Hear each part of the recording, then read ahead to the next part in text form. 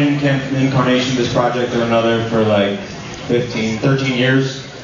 And it started out when I was in high school. I was a freshman, and I was in like an advanced music theory class with the guy who was the drummer of Djibouti. He was like, a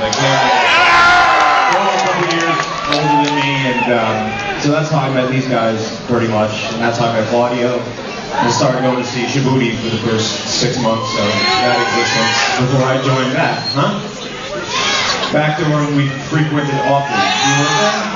The back there was a church in Nyack that, we play shows at.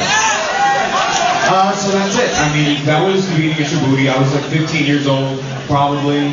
The first gig we ever did was at this like outdoor party. This outdoor party in Woodstock at our friend John Carbone's house. And what? Woodstock, that's where I'm from. That's where I live. And Djibouti, what Djibouti did, the whole thing was writing songs and 4-tracking them and like not playing shit. So we played, probably 2 times a month, either in Woodstock or Nyack, and rotate. Because we didn't really know how to go about getting like an album out or making an album, making demos or touring or anything like that. So that's what we did. We wrote like 100 songs. Most of which we never played more than like the day we wrote them. And that was that. We were a 3-piece for a long time, and Claudio had been friends with Travis for a million years. Excuse me. And Travis jumped in the project the last couple of years of it. And then I don't know how much I want to get into why Nate left and Nate Kelly stopped playing drums, but it was like one show. It's really not that entertaining, and I'm not a fucking stone caster. So whatever. Suffice it to say that dude, we weren't getting along as well as we were, and it didn't mean the same thing to all of us anymore. So we became a 3-piece once more, but this time with no drums. So Josh Ever played drums for 3. He was not in it anymore.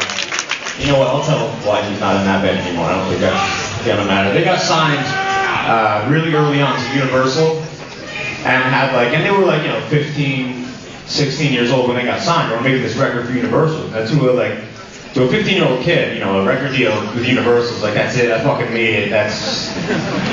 I'm a millionaire. It's as good as done. I'm set for life. So they recorded this record, spent ages on it. Amazing sounding, really went beyond the call of the label. The album's sounds more polished than anything I ever heard. It's in a vacuum. So Polygram merged with Universal. They got dropped over the phone by Dozen Wars.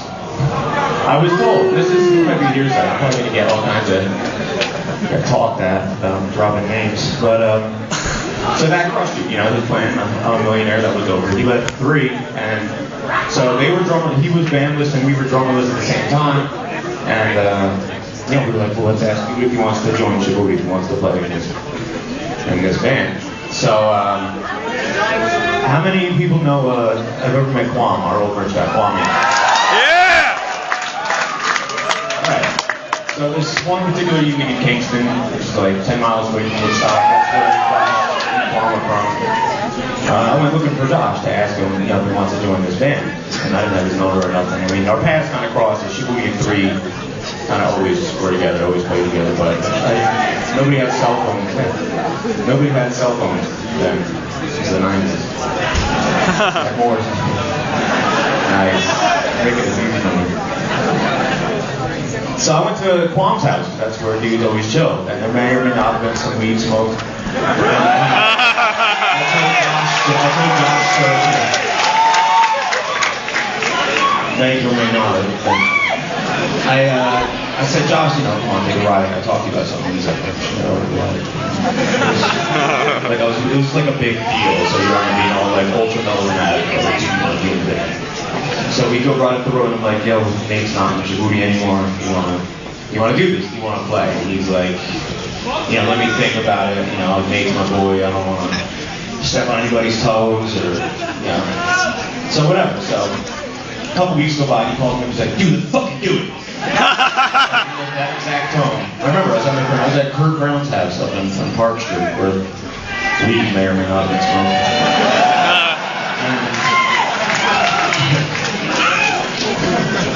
So that's how Josh joined the band.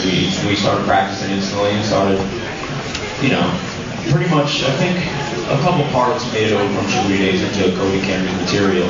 We existed as a band for about a year before taking the name Cody Camry and going in that direction.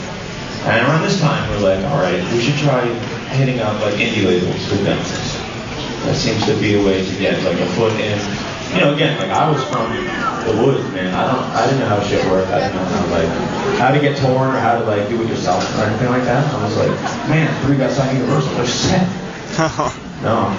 So, and pretty much our first choice, like, was Eagle Vision Records. We sent the demo up there. A couple songs. A friend of ours took it in the office. That's another tangent that I won't go on this day. But the dude, all right. Did you guys ever see History of Violence? Yeah. You know the guy who plays Viggo Mortensen's son in that movie? That's the dude who took the Cody demo. He's from our town. His name is Ashton. He's from Albany. And he used to sing for a band called Method of Groove that recorded in the same studio that Shibuya demoed at. And so whatever, he believed in the band and he took it up there. And I think they got it themselves. And this dude was just kind of beating them, you know, already done on course by like marching in the office. Like, so whatever, here's the deal. They were like, all right, we're kind of interested, let's hear some more songs. I'm like, all right, so we write and record a couple more songs, and, you know, we're like, all right, these are great, let's hear a couple more. So we write and record a couple more. And this goes on until we have the songs that are on second stage Turbine Blade, and they're like, all right, that's 10, 11 songs, let's put it out. And, you know, so we kind of thought that, you know, we assumed that we signed to a label, you get like someone to make a record, and they liked it the way it was. So they were like, let's just fucking put this out. The money that you would record with, you get to buy a band. So we're like, all right. I'm like, oh shit, all right. So we put out Second Stage Turbine Blade. The reason I asked the people who were here last night, because Fred Mascherino, who opened the show, was like the singer Ricky Pangea, who first took us on tour, and then most of you heard it yesterday. But that was, we were on the Eagle Vision Fall Sampler with Delirium Trigger. It was the first song to be heard like outside. Outside of New York. And we hit the road with Ricky Pangea. We were given a chance by the guy who books for them, booking agent, and given a chance by them. This band with no record and no following, nothing, no guarantee, you know, head count at the door or anything like that. We just kind of went out there. And that was our first tour. Then the record came out and we just fucking hit the road. And like nonstop for a long time. And we went to Europe, I think within the first year of touring, and did, you know, a band tour over there. Like an Alphaboost tour. So let's see, I guess this is where I should go off into tangents for real. Like touring. Touring is really where everything happens.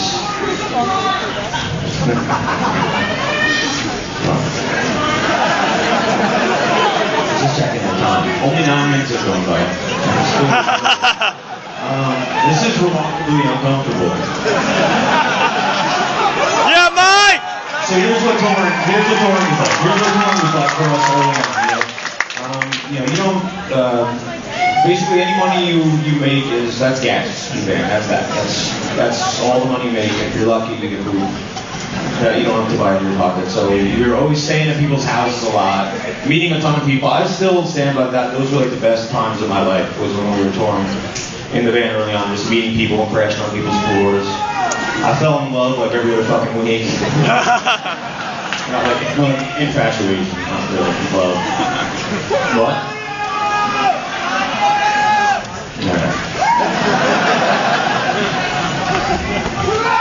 They're not remarkably little weed smoke at those times. Well, anything, dude, you don't have time to smoke weed when you're, that level. That's not your point.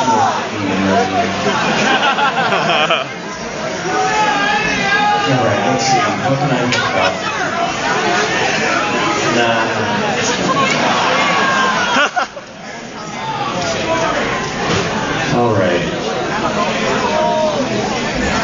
Alright, here's a kind of funny story. This is tangent off the point of me, like, constantly falling in love with people. We're playing in We're playing in Orlando, Florida.